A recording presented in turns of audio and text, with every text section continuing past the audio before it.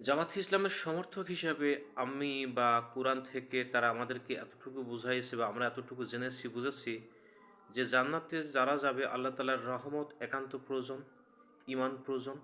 এবং আল্লাহ কোরআনের সূরা সফের 11 এবং 12 নম্বর আয়াতে যেটা দেখাচ্ছেন বা বলেছেন যে আল্লাহ তালা বলছেন ইমান আনার পরে আল্লাহর জমিনে আল্লাহ দিন প্রতিষ্ঠার জন্য যারা সংগ্রাম করে, যারা চেষ্টা করে, যারা জীবিত হোক আর মৃত হোক বা সংগ্রাম করতে যে যারা জীবিত থাকে বা মৃত হয় তাদের জন্য আল্লাহ তালা জান্নাত দিবেন। অথচ বিভিন্ন জায়গায় শোনা যাচ্ছে যে জামাত ইসলাম নাকি প্রচার করছে একটি ভোটের বিনিময়ে জান্নাত দিবেন।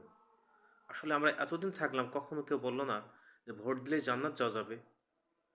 অথচ জামাতের সাথে থাকলাম, একটি নেতাও কখনো বলল না।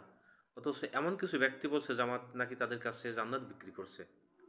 আসলে এই কথা যদি হয়ে থাকে তাহলে আমরা তাদের মতো পাবলিক হয়ে জামাতের কাছ থেকে আমরা জান্নাত কিনে নিই, এটাই ভালো হবে। ঠিক না?